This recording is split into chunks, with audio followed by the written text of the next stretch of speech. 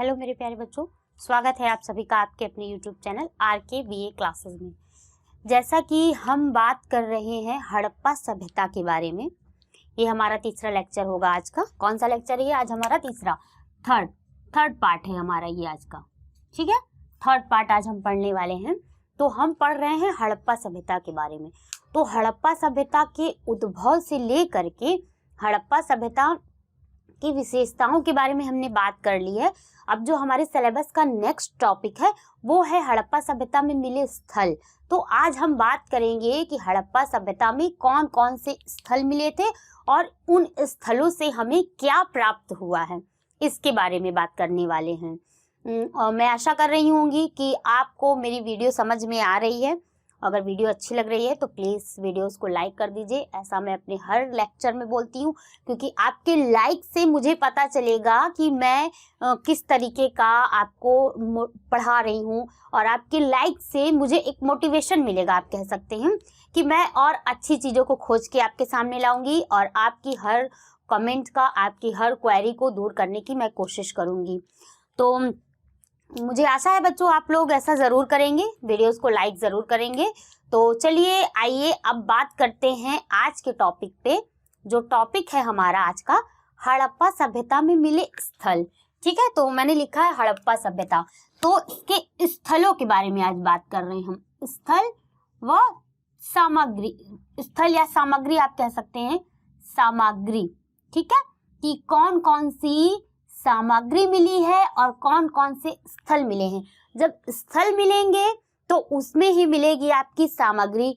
सामग्री मीन्स आप कह सकते हैं कि जैसे आपकी मूर्तियां हैं, मोहरे हैं, या फिर कोई स्थान है तो उस स्थान से क्या क्या मिला है, मुद्राएं मिली हैं, जितनी भी चीजें मिली हैं उनके बारे में बात करेंगे। उससे हम कहेंगे उस स्थल से मिली सामग्री।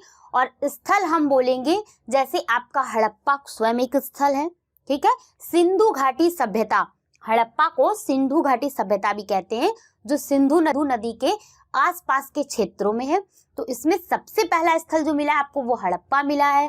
फिर मोहनजोदड़ो मिला है, चन्नूदड़ो मिला है, लोथल मिला है, कालीबंगा मिला है। इसी तरीके से कई अन्य स्थान और प्राप्त हुए हैं। तो जितने स्थान आपके एग्जाम पॉइंट ऑफ व्यू से इम्पोर्टेंट हैं, केवल और केवल हम उसके बारे में ही बात करेंगे।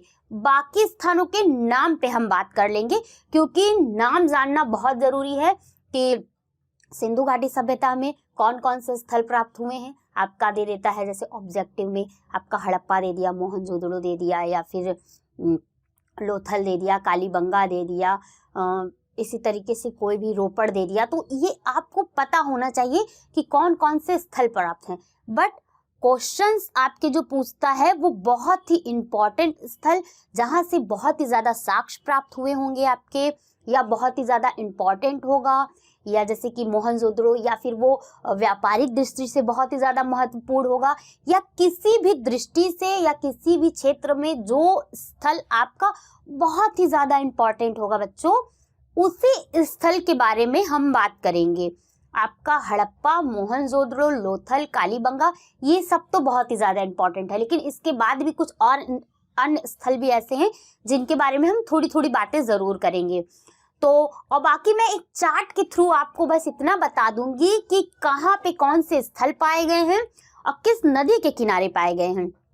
ये वीडियो मैं आपको अलग से दूंगी, शॉर्ट में दे दूंगी, क्योंकि आपको पता होना चाहिए। जैसा कि मैंने कहा कि ऑब्जेक्टिव में पूछ लेता है, या किसी तरीके के कोई अन्य एग्जाम आप देंगे तो उसमें भी ऐसा क्वेश्चंस पूछ लेता है, ठीक है। ज़्यादा टाइम वेस्ट ना करते हुए आइए हम बात करते हैं अपने टॉपिक पे। तो हम बात करेंगे सबसे पहले जो स्थान प्राप्त हुआ है आपका हड़प्पा में, वो कौन सा स्थान है, ठीक है बच्चों। तो वो स्थान जो है वो है आपका, तो अभी हम जो है तो हड़प्पा यूज नहीं करेंगे, सब हम आज यूज करेंगे सिंधु घाटी सभ्यता से प्राप्त प्रथम स्थल, ठीक है, ऐसे यूज करेंगे हम, जिसका नाम हड़प्पा सभ्यता भी है, ठीक। तो सिंधु घाटी सभ्यता से प्राप्त, यहां मैं लिख देती हूं ताकि कोई कंफ्यूजन ना हो। सिंधु घाटी सभ्यता, ठीक है, इसको ही आपका कहा जा रहा है हड़प्पा सभ्यता। और यहाँ से जो स्थल प्राप्त है, वह सामग्री प्राप्त है, उसके बारे में ही हम आज के लेक्चर में चर्चा करने वाले हैं। आज का हमारा टॉपिक, आज का हमारा विषय यही होगा। ओके बच्चों, तो आइए बात करते हैं। तो सिंधु घाटी सभ्यता में जो पहला स्थल मिल रहा है आपका, सबसे इंपॉर्टेंट और सबसे पहला, वो है आपका हड़प्पा। ठीक है, हड़प्पा मिल रहा है। देखिए इसकी खोज किसने की है, पहले मैंने बताया है आपको कि हड़प्पा की खोज किसने की है, बट फिर से एक बार रिवाइज कर लेते हैं जिन बच्चों ने वीडियो नहीं देखी है पुरानी, जिन्हें नहीं पता है हड़प्पा के उद्भव के बारे में, हड़प्पा के विकास के बारे में या उसकी विशेषता के बारे में, वो तुरंत से पहले जा करके प्लेलिस्ट में हमारे पहले वीडियो को देखें, या जिन्हें फर्स्ट सेमेस्टर का सिलेबस ही नहीं पता है BHU का, तो पहले वो उस वीडियो को देखें, ताकि वो इससे फेमिलियर हो जाए कि हम अब किस चीज के बारे में बात कर रहे हैं। तो हड़प्पा पे आपके 2 लेक्चर में पहले ही दे चुकी है। आज जो है ये तीसरा लेक्चर है बच्चों। जो बच्चे नए हैं मैं उनको बता रही हूँ, ये तीसरा लेक्चर है, और जो पढ़ रहे हैं उन्हें तो पता है कि आज तीसरा लेक्चर है। तो वो बच्चे जो हैं तो देख ले प्लेलिस्ट में, उसके बाद वो इस वीडियो पे आए, ताकि उन्हें और अच्छे से क्लियर हो जाए कि हाँ मैम ने क्या पढ़ा दिया है और मैम आज किस चीज पे बात कर रही हैं। ठीक है, तो आइए बात करते हैं। तो बात हो रही है हड़प्पा के बारे में। तो हड़प्पा का आपके जो है तो खोज किसने किया है, या हड़प्पा के उद्भव में किसका हाथ है, तो हाथ है आपके दयाराम साहनी का। ठीक है, दयाराम साहनी जी, इनके नेतृत्व में 1921 ईस्वी में उत्खनन हुआ था हड़प्पा का। उत्खनन हुआ था किस बच्चों, तो आप देखते हैं कि हड़प्पा कहाँ पे स्थित है, पश्चिम पंजाब के साहिवाल जिले में। साहिवाल जिले में, ये जिला कहाँ पे है आपका, पश्चिम पंजाब में है। साहिवाल जिले में रावी नदी के बाएं तट पर स्थित है। कहाँ पे, बाएं तट पे। पश्चिम पंजाब के साहिवाल जिले के रावी नदी के बाएं तट पर स्थित है आपके क्या, हड़प्पा। यानी हड़प्पा का जो खोज हुआ है, वो खोज आपका होने पे हड़प्पा जो निकल के आया है, पता चला है, वो आपका बाएं तट पे मिला है रावी नदी के। ठीक है, ओके बच्चों, फिर बात करेंगे थर्ड पॉइंट के बारे में। हड़प्पा 2 भागों में विभाजित है। कितने भागों में, 2 भागों में विभाजित है। उसे हम क्या कहते हैं, पूर्वी भाग में निचला शहर है। ठीक है, हड़प्पा के पूर्वी भाग में निचला शहर है, और पश्चिमी भाग गढ़ी में विभाजित है। गढ़ी आपका एक तरीके का आप कह सकते हैं स्थान को नाम दिया गया है। जैसे कि हम आजकल के नॉर्मल रूम को एक बेडरूम, एक लिविंग रूम, एक गेस्ट रूम इस तरीके से करते हैं ना, तो उनका भी इस तरीके का तो बहुत ज़्यादा मॉडर्न थे नहीं। वो मॉडर्न थे लेकिन इतने भी मॉडर्न नहीं थे, क्योंकि मॉडर्न हम इसलिए कह सकते हैं क्योंकि पुरानी सभ्यता में होते हुए भी उनके जो स्थान मिले हैं, अन्नागार मिले हैं, रसोई घर मिले, वो इतने सुव्यवस्थित थे कि इसलिए हम उन्हें ये भी नहीं कह सकते कि वो मॉडर्न नहीं थे। बट जो रूम थे उनके या जो स्थान थे तो गढ़ी में विभाजित थे। पश्चिमी भाग क्या थे, गढ़ी में विभाजित थे। और ये गढ़ी में ये लोग जो है तो अनाज से रिलेटेड काम करते थे। ठीक है, अनाज को रखना, अनाज को दाबना, इस तरीके के काम गढ़ी में करते थे। ठीक है, आइए बात करते हैं फोर्थ पॉइंट में, धान्य कोठार। गढ़ी जो है वो आपका देखिए इसी से रिलेटेड है। धान्य कोठार गढ़ी के बाहर पाए गए। कहाँ पे, हड़प्पा में जो धान्य कोठार थे वो गढ़ी के बाहर पाए गए थे।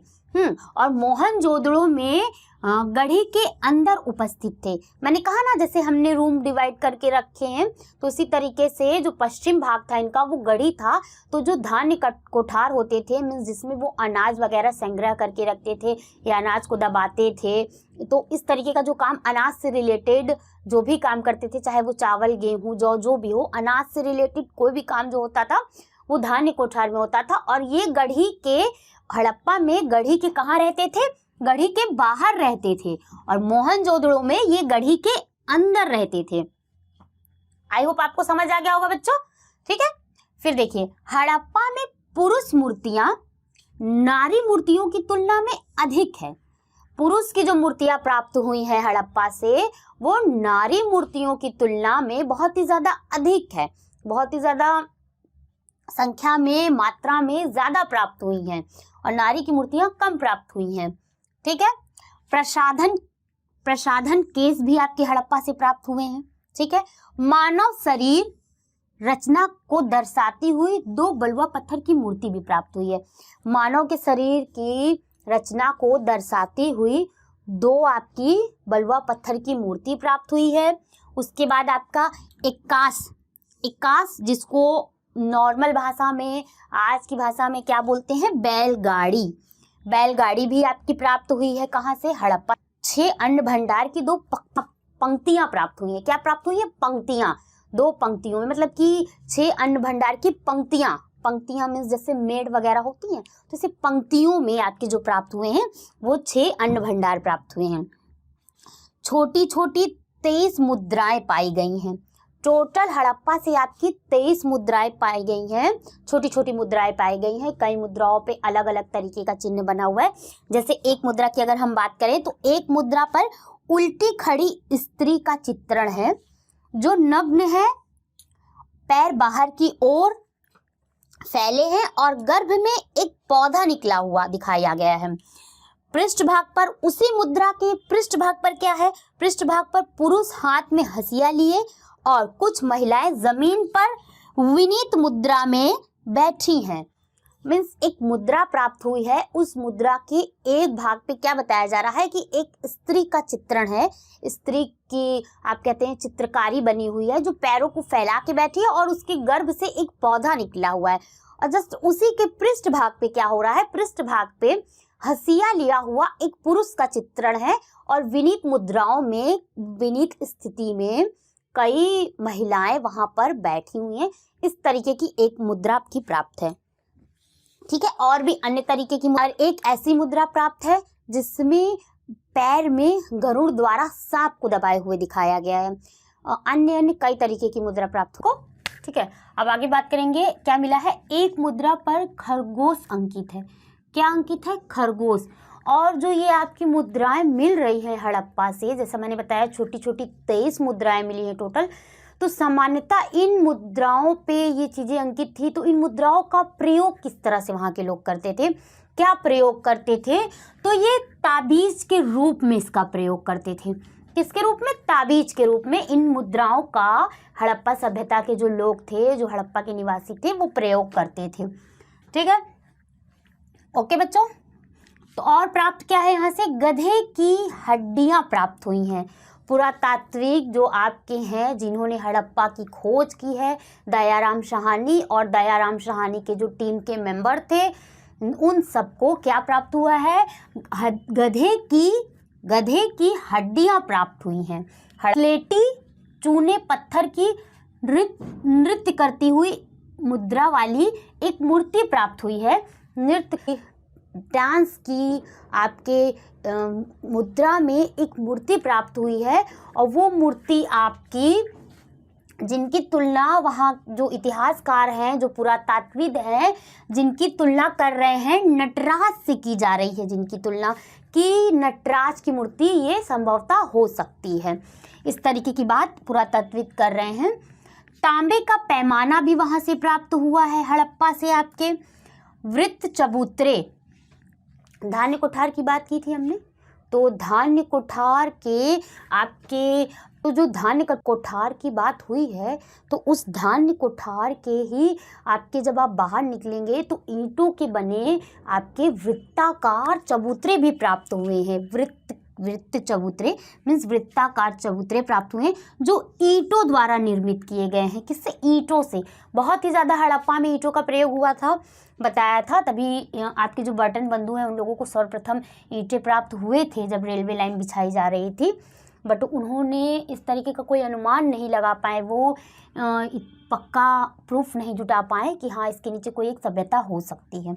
ठीक है। स्वास्तिक आप जानते होंगे, स्वास्तिक जो इस तरह से बनाया जाता है स्वास्तिक, तो स्वास्तिक का जो है आपके वो चिन्ह भी स्वास्तिक प्राप्त हुआ है आपका, शुभ लाभ ये प्राप्त हुआ है आपका हड़प्पा से। ठीक है। श्रमिकों का आवास भी आपका हड़प्पा से प्राप्त हुआ है, जहाँ पे श्रमिक लोग निवास करते थे, उस तरीके का एक आवास प्राप्त हुआ है। और आभूषण प्राप्त हुए हैं। आभूषण जैसा मैंने बताया था आपको बच्चों कि हड़प्पा में जो आभूषण का प्रयोग आपके स्त्री और पुरुष दोनों ही करते थे, दोनों ही आपके आभूषण प्रेमी थे।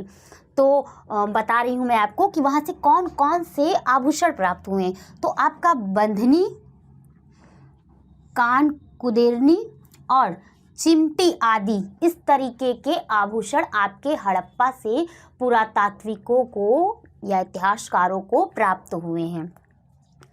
समझ आ गया आपको बच्चों? ठीक है, आगे बात करते हैं। कब्रिस्तान, एक कब्रिस्तान भी हड़प्पा से प्राप्त हुआ है और वो R37 समान आवास के दक्षिण में ये कब्रिस्तान मिला है जिसका नाम है R37 कब्रिस्तान प्राप्त हुआ है हड़प्पा से। प्राचीन कृषक समुदाय का अवलोकन भी आपका हड़प्पा से प्राप्त हुआ है और शंख का बना बैल, ठीक है, क्या शंख का बना बैल भी प्राप्त हुआ है। इसका आप स्क्रीनशॉट ले लीजिए और इसको आप अपने नोट्स में ज़रूर से ज़रूर लिख लीजिएगा। जितना भी मैंने पढ़ाया है या बोर्ड पे लिखा है उन सब को आप अपने नोटबुक में ज़रूर से ज़रूर मेंशन कर लीजिएगा। हर वीडियो में मुझे ये बात ना कहनी पड़े क्योंकि ये आपकी एक शॉर्ट नोट्स बन रही है। इतना भी अगर आप अपने एग्ज़ाम में लिख देंगे तो आपको बहुत ही अच्छे नंबर मिलेंगे, ये मेरी गारंटी है। ठीक है, क्योंकि ये केवल एग्जैक्ट मेन पॉइंट मैं लिखती हूँ बोर्ड पे, क्योंकि पूरी हिस्ट्री बोर्ड पे लिखना पॉसिबल नहीं है, आपको पता है ये बात। इसलिए जो मेन पॉइंट लिखती हूँ उसका आप स्क्रीनशॉट ले लीजिए या नोटबुक में नोट कर लीजिए। जब मैं बोलती हूँ तब आप लेके बैठा कीजिए नोटबुक। ठीक है, आदि ऐसे कई और साक्ष्य प्राप्त हुए हैं। कहाँ से? हड़प्पा से। कितने साक्ष्यों के बारे में हमने पढ़ लिया है जो बहुत ही ज़्यादा इम्पॉर्टेंट थे, और भी साक्ष्य प्राप्त हुए हैं जिनके बारे में पढ़ना हमें उतना ज़्यादा इम्पॉर्टेंट नहीं है। इतनी चीज़ों से ही अगर आप फेमिलियर हो जाते हैं तो आपके लिए इनफ है, आपके एग्ज़ाम के लिए इनफ है। और आई होप वीडियो आपको अच्छी लगी। Thank you for watching this video.